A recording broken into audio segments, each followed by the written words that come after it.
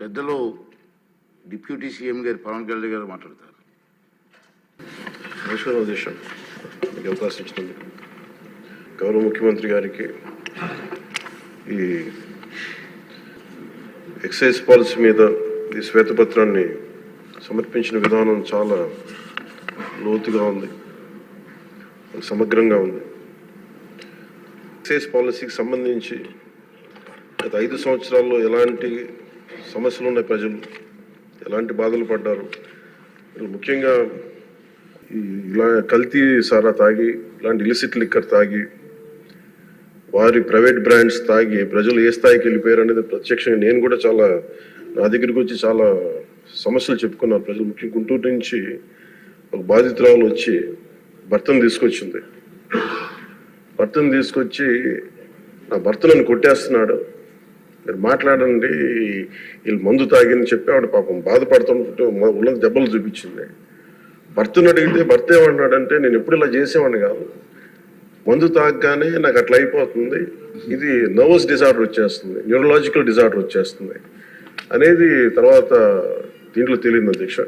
ఊనే ఒకసారి అంటే ఇది ఇంకా విష్ణుకుమార్ రాజు గారు చెప్పినట్టుగా ఇది ఇంకా 3,000 కోట్లుగా చాలా లోతైన దోపిడీ జరిగింది. దీంట్లో లాస్ ఆఫ్ కన్సిడరబుల్ రెవెన్యూ దాదాపు 18,860 కోట్ల 51 లక్షలు అనేది ప్రాథమికంగా తేలింది. దీంట్లో అంటే ప్రజలకు కావాల్సిన డబ్బు, ప్రజలకి రావాల్సిన డబ్బు ఇవన్నీ కూడా ఎక్కడికి వెళ్ళిపోయినాయి. నిన్న ప్రధానమంత్రి గారు మనకి కేంద్రం బడ్జెట్లో మనకి 15,000 కోట్లు ఇవ్వగానే ఇందాక గౌరవ ముఖ్యమంత్రి గారు చెప్పినట్టుగా మనం అందరం చాలా ఆనందపడ్డాం. దీంట్లోనే నిజంగా ఈ 15,000 చిల్లర కోట్లు మనకు వచ్చిందంటే అసలు క్యాపిటల్కి ఇబ్బంది కూడా ఉండేది కాదు. పోలవరం చాలా వరకు అయిపోయాయి. ఇవన్నీ పక్కన పెడితే అధ్యక్ష, నిన్న రివ్యూ చేస్తా ఉంటే ఒక 20,000 తీసుకున్నాడు ఒక అధికారి, మన ఏసీబీ వాళ్ళు తీసుకున్నారు, ఇంటర్ డిపార్ట్మెంటల్ ఎంక్వైరీ చేస్తాం అని చెప్పేసి ఒక రివ్యూ ఏదో కేసు గురించి చదువుతా ఉంటే తనకి కాంపెన్సేషన్ రావాలి, తనకి కోర్టుకి వెళ్ళారు. అది మాట్లాడుతున్నా ఒకటే అనిపించింది, ఒక చిన్నపాటి ఉద్యోగి తప్పు చేస్తే 20,000 రూపాయలు లంచం తీసుకున్నాడని చెప్పి లంచం తీసుకున్నందుకు ఏసీబీ ఎంక్వైరీ ఉంది, లేదంటే డిపార్ట్మెంటల్ ఎంక్వైరీ ఉంది. అలాంటిది రాష్ట్ర వ్యవహారాలు నడిపే ముఖ్యమంత్రి కానీ వారి సంబంధిత సభ్యులు కానీ స్టేట్ ఎక్స్చెకర్కి 18,860 కోట్ల రూపాయలు పైచిలకు ప్రప్రథమంగా ఇక్కడే మనకు తేలుతూ ఉంటే వీళ్ళు శిక్ష పడకుండా ఎలా తప్పించుకుంటారు? శిక్ష పడాలి. మనకి నైతిక బలం, నైతిక హక్కు ఎలా ఉంటుంది అధ్యక్ష? మనకి ఒక అధికారి 20,000 రూపాయలు నువ్వు తప్పు చేశావని చెప్పి ఏసీబీకి పట్టిస్తున్నావు. వీళ్ళేమో దారుణంగా 18,000 కోట్లు అటు ప్రజల్ని కనీసం వాళ్ళ క్వాలిటీలు మన లిక్కర్ మనకి తాగాలని చెప్పి ఎవరిని మనం కూర్చోబెట్టి మనం పెంపొందించట్లా. ఓకే, ఒక వ్యసనం అనుకోండి, దానికి ఏదైనా పేరు పెట్టుకోండి. ముఖ్యంగా మనకి మద్యపాన నిషేధం అనేది చాలా చాలా కష్టమైన విషయం, ముఖ్యంగా ఆంధ్రప్రదేశ్.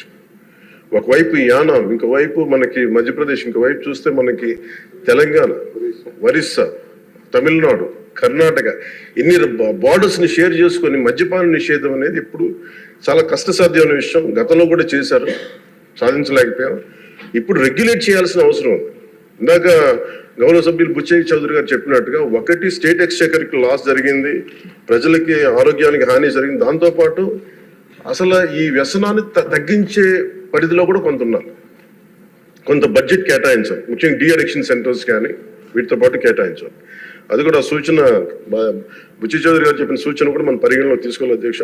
ఎందుకంటే రేపొద్దు దీంట్లో మనమే కనుక 18,20 ఎంత ఇది 18,000 కోట్లు ప్రస్తుతానికి వస్తే దాంట్లో కనీసం ఒక సర్టెన్ శాతం, ఒక 10% అంటాం, ఎంత పర్సెంటేజ్ ఆ పెద్దలందరూ కూర్చొని, విఘ్నులందరూ కూర్చొని దాంట్లో కొంత డీ అడిక్షన్కి దాన్ని ఖర్చు పెట్టాలి అధ్యక్ష.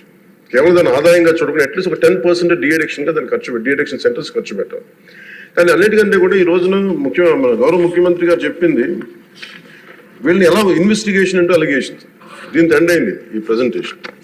ఇదే కనుక ఈ రోజున మనకి క్లాప్ మిత్రాస్కి ఈరోజు డబ్బులు లేక పంచాయతీ బోర్డులో దాదాపు 9 నెలల నుంచి మనకి జీతభత్యాలు లేక ఒక 59 మంది నలిగిపోతా ఉన్నారు. అలాగే ఫీజు రీయింబర్స్మెంట్ లేక విద్యార్థులు నలిగిపోతా ఉన్నారు. స్టేట్ ఎక్స్చెకర్లో డబ్బులు లేవు. కానీ అందరూ ఇన్ని కోట్లాది మంది జీవితాలతో ఆడుకుని వీళ్ళ చేతుల్లో మటుకు ఇన్ని వేల కోట్లు, దాదాపు విష్ణుకుమార్ రాజు గారు చెప్పినట్టు 30,000 కోట్లు వెళ్ళిపోయాయి. 18,000 కోట్లు ముందస్తుగా తెలుస్తుంది, కానీ ఇంకా లోతుగా చూస్తే అది చాలా పెద్ద ఇది స్కామ్, ఇది దోపిడీ.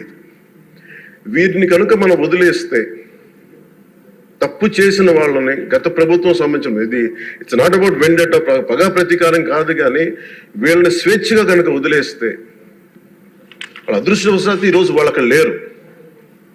వాళ్ళు కనుక ఉండుంటే వాళ్ళకి నిజంగా వాళ్ళకి సమాధానం చెప్పాల్సిన పరిస్థితి ఉండేది.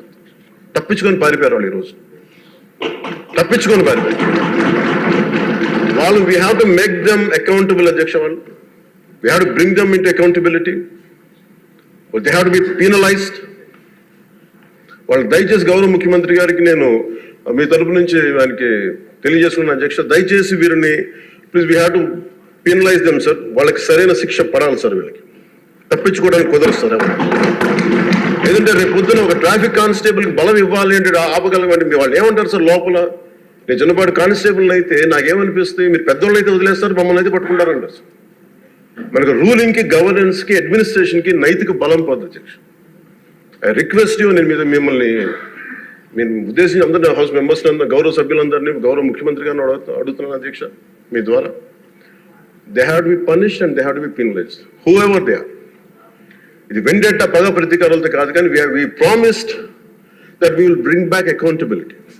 We promised we were going to give a clean and clear governance. We have to live up to it. Thank you.